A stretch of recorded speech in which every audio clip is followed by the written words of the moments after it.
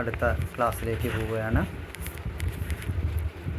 ചൈതന്യാർഘ്യ സമാരാധ്യ ചൈതന്യകുസുമപ്രിയ സതോദിത സദാ തുഷ്ട തരുണാദിത്യ പാടല.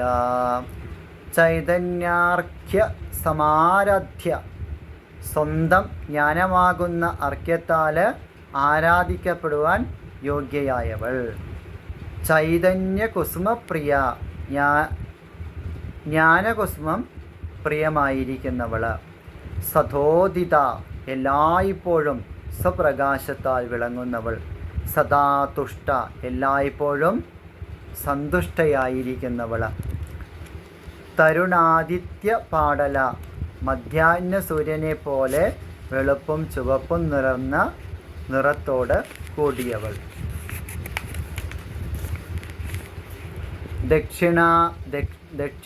ദക്ഷിണാരാധ്യ ധരസ്മേരമുഖാംബുജ കൗലിനി കേവലാനർഘ്യ കൈവല്യ പഥദായിനി.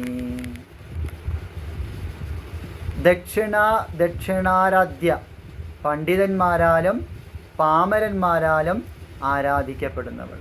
അത് അറിവുള്ള ആളുകൾക്കും അറിവില്ലാത്ത ആളുകൾക്കും എന്ന് വേണ്ട, എങ്ങനെയുള്ള അല്ലെങ്കിൽ ഏതു തരത്തിലുള്ള ആളുകൾക്കും ദേവിയെ എന്ത് ചെയ്യാം?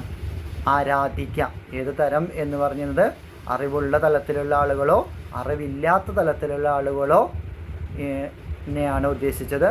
അപ്പോൾ ഏത് പ്രകാരവും എന്ത് ചെയ്യാം? ദേവിയെ നമുക്ക് ആരാധിക്കാം. അത് ദക്ഷിണമാർഗം, വാമമാർഗം, ഇങ്ങനെ പല മാർഗങ്ങളുണ്ടല്ലോ. ഇവയിലൊക്കെ നമുക്ക് ആരാധിക്കപ്പെടുന്നവളാണ്. ധരസ്മേര മുഖാംബുജ, മന്ദഹാസത്തോടു കൂടിയ മുഖപത്മത്തോട് കൂടിയവൾ. കൗലിനി കേവല, കാലനിർണയ ദേവതകളെ പോലും നിസാരമാക്കി കളയുന്നവൾ. അതായത് കാലത്തിന് അതീതയായവൾ. അനർഘ്യ കൈവല്യ പദദായിനി, അമൂല്യമായ കൈവല്യപദത്തെ, മോക്ഷത്തെ പ്രദാനം ചെയ്യുന്നവൾ.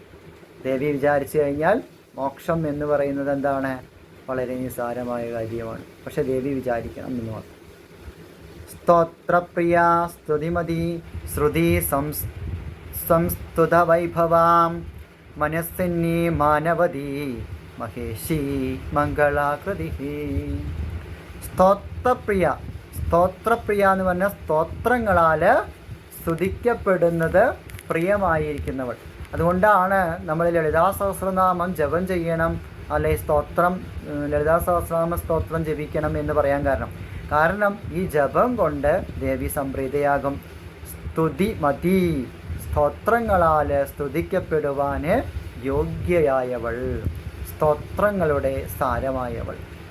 ശ്രുതി സംസ്തുത വൈഭവ, വേദങ്ങളാൽ വാഴ്ത്തപ്പെടുന്ന വൈഭവത്തോടു കൂടിയവൾ. മനസ്സിനി, മഹാമനസ്കയായവൾ, അത് സ്വതന്ത്ര മനസ്കയായവൾ. മാനവതി, അപരാധികളായ ഭക്തന്മാരിലും പക്ഷാഭേദമുള്ളവൾ. അതായത് അപരാധം ചെയ്യുന്നവരിൽ ദേവിക്ക് എന്തുണ്ട്? പക്ഷാഭേദമുണ്ട്. അത് തന്നെ ഉപാസിക്കുന്നവരെ ദേവി തീർച്ചയായിട്ടും ഏറ്റെടുക്കും. പക്ഷേ രണ്ട് മനസ്സായിട്ട് നിൽക്കുന്നവരിൽ ദേവിയെ നമുക്ക് എന്താണ് കണ്ടെത്താനായിട്ട് ബുദ്ധിമുട്ടായിരിക്കും. മാനവതി, അപരാധികളായ ഭക്തന്മാരിലും പക്ഷാഭേദമുള്ളവൾ. മഹേഷി, മഹേശ്വരൻ്റെ ശിവൻ്റെ പത്നിയായവൾ.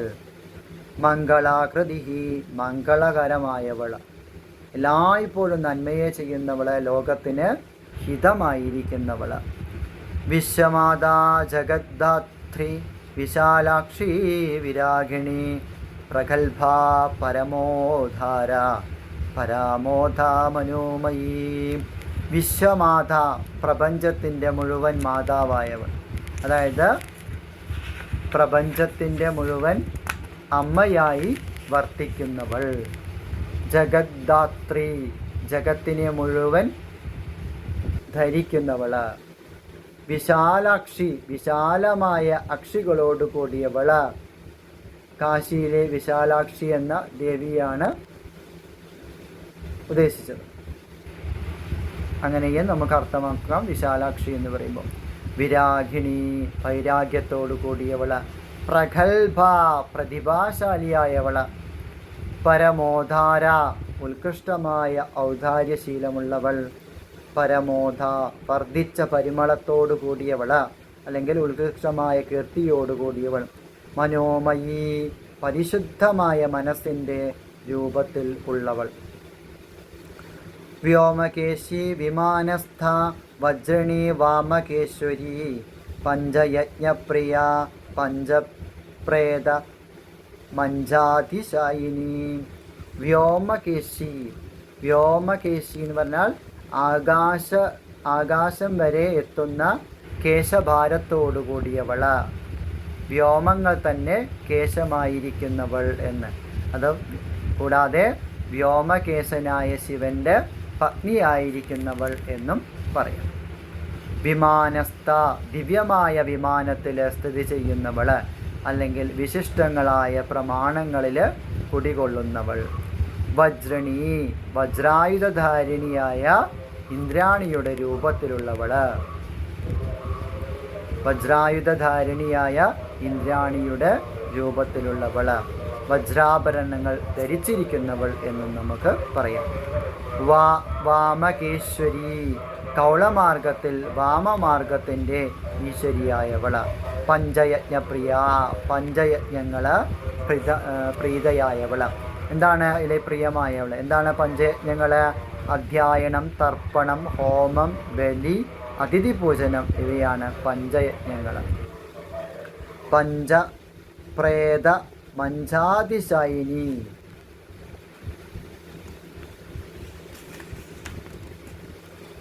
പഞ്ചപ്രേതങ്ങളാൽ വഹിക്കപ്പെടുന്ന മഞ്ചത്തിൽ ഇരിക്കുന്നവൾ. പഞ്ചമി, പഞ്ചഭൂതേശി, പഞ്ചസംഖ്യോപചാരിണി. ശാശ്വതി, ശാശ്വതൈശ്വര്യ, ശർമ്മദ, ശംഭുമോഹിനി. പഞ്ചമി, പഞ്ചബ്രഹ്മാക്കളിലെ അഞ്ചാമതായ സദാശിവന്റെ പത്നിയായവൾ. പഞ്ചഭൂതേശി, പഞ്ചഭൂതങ്ങളുടെയും അധീശ്വരിയായവൾ. ഏതൊക്കെയാണ് പഞ്ചഭൂതങ്ങൾ? പൃഥ്വി, ആപ്, തേജസ്, വായു, ആകാശം ഇവയാണ് പഞ്ചഭൂതങ്ങൾ. പഞ്ചസംഖ്യോപചാരിണി, 5 ഉപചാരങ്ങളിൽ പൂജിക്കപ്പെടുന്നവൾ. ഗന്ധം, പുഷ്പം, ധൂപം, ദീപം, നൈവേദ്യം, ഇതാണ് പഞ്ചോപചാര പൂജ. ഇതിൽ 5ലും പൂജിക്കപ്പെടുന്നവൾ. ശാശ്വതി, അനശ്വരയായവൾ. ശാശ്വതൈശ്വര്യ, അനശ്വരമായ ഐശ്വര്യത്തോടു കൂടിയവൾ. ദേവിയെ ആരാണോ ആരാധിക്കുന്നത് അവർക്ക് എല്ലാവിധ ഐശ്വര്യങ്ങളും ദേവീ സങ്കല്പത്താൽ എത്തിച്ചേരും. കാരണം ഐശ്വര്യ ദേവതയാണ് ദേവി. ശർമ്മദ, എന്നും നശിക്കാത്ത സുഖത്തെ പ്രദാനം ചെയ്യുന്നവൾ. ശംഭുമോഹിനി, ശംഭുവർണ്ണ ശിവനാണ് പരമശിവനെ മോഹിപ്പിക്കുന്നവൾ.